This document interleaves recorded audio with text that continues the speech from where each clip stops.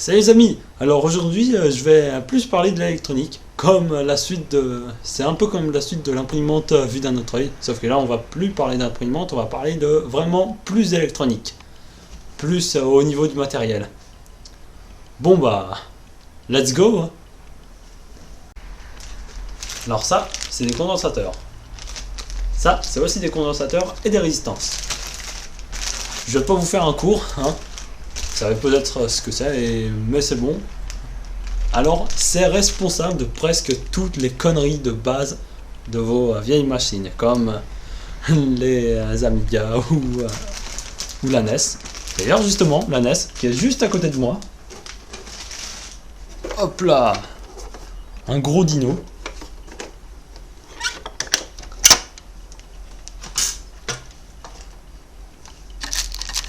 Ça, ce sont les condensateurs d'origine. J'avais eu beaucoup de mal à faire à lui faire garder une constance à ma NES. Et j'ai remplacé le condensateur de la lime par un condensateur tout neuf. Après, il y a quoi d'autre? Il y a... Oups. Bon bah... C'est pas grave. Il y a 3 condos ici. Mais en fait, un seul a changé. Hein. J'en ai changé qu'un seul. Et du coup, elle a gardé une telle constance qu'elle a tourné tout un après-midi avec que j'ai passé avec un copain. Et elle n'a pas du tout chauffé grâce à ce dissipateur. Après, bon, maintenant, je vais vous parler de plus de grosse électronique. C'est un peu moins de l'entertainment, ça sera plus de réseau. D'ailleurs, je vais juste vous parler de trucs de réseau, comme le routeur. Alors, voilà. Tada.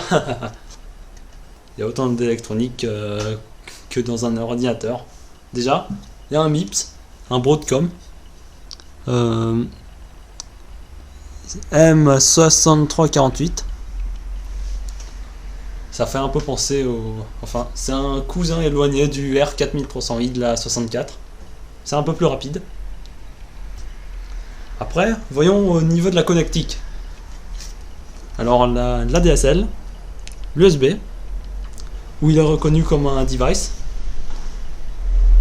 le réseau, Ethernet, le RJ11, la lime et un interrupteur. Ah, et le Wi-Fi intégré. Très important. Et il y a des routeurs comme ça, justement, où il n'y a pas de Wi-Fi intégré, mais où il y a bien d'autres avantages. Comme, je sais pas, moi, le port PCMCIA pour mettre des cartes comme ça. Des cartes SATA pour y connecter des disques durs. Bon. Alors avant les routeurs et les box, Livebox, tout ça, box, il y avait ce qu'on appelle les modems, que je vous ai déjà montré dans d'autres vidéos. Bon là je vais vous montrer une des nouvelles box, enfin une nouvelle. Hein. Voilà, ça c'est une Freebox. Elle est plus toute jeune.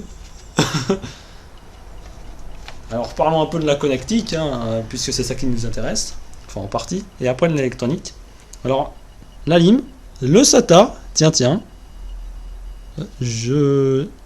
On dirait de la fibre optique, on dirait le Péritel pour relier une vieille console, hein. Soyons fous, le phone, l'USB pour être reconnu comme un device, l'Ethernet et le XDSL. Alors ça, c'est le port PCMCIA pour mettre des cartes PCMCIA justement. Ça c'est une carte SATA. Hein. Mais on peut mettre une carte USB, Firewire, un réseau, SSI pour les vieux disques durs ou les vieux lecteurs de bande. Allez, on le met comme ça. Hein. Pareil, il y a un rail comme sur certaines SCI. Hop. Tada. Et en fait, ça fait penser à des ordi portables, comme le Mocha par exemple. Enfin, comme sur le Mocha. Et on a une super Freebox qui ressemble à rien. Mieux encore, en dessous de ça, on a le Broadcom, le 6348, le même que dans l'ancien. C'est cool. On a une Nintendo 64. Et on a une flopée de micro-circuits. Celui-là qui est très intéressant. Pour le Péritel. Donc celui-là, c'est le Xilinx Spartan. Rassurez-vous, c'est pas le navigateur à chier de Windows 10. Alors c'est un FPGA. Et il y a un gros avantage, c'est qu'il est softcore. Ça veut dire que vous pouvez le programmer, un CPU programmable. C'est cool, vous pouvez le transformer en n'importe quoi, en console, en ordi, en moule à gaufre si vous voulez. Quoi qu'il en soit, c'est super. Entre deux filasses, parce que là je suis à la soudure. Hop.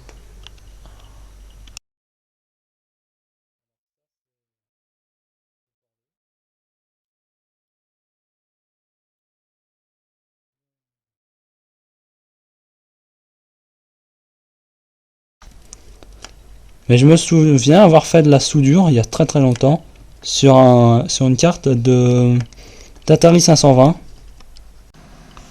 Là, je vais brancher le truc que j'ai soudé, sur lequel j'ai soudé 4 petites résistances. Zut. Ah, voilà. Chouette, tout s'allume.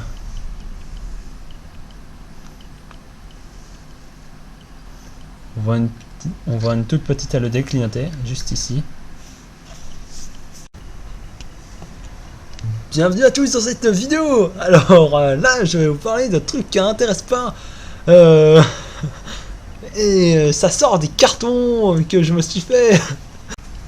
Donc, pourquoi je vous ai montré tout ça? Bah pour vous montrer que même ça, c'est des ordinateurs. Ça, c'est le truc le plus important. C'est pas le microprocesseur, c'est la flash. Parce que c'est là-dedans que se trouve le noyau. Oui, le noyau, tout le système se trouve dans ce micro-circuit qu'on appelle la flash. Ça, c'est pareil, ça doit être un Broadcom. Je pense d'ailleurs que c'en est un. Qui chauffe beaucoup, c'est pour ça qu'il a la pâte thermique. Et ça, c'est un AMD Tech.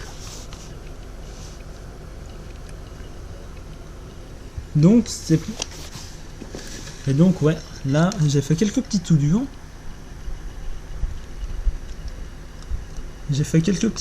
Pour connecter ce port-ci, le port parallèle. Pour vous montrer que c'est entièrement programmable, ça aussi.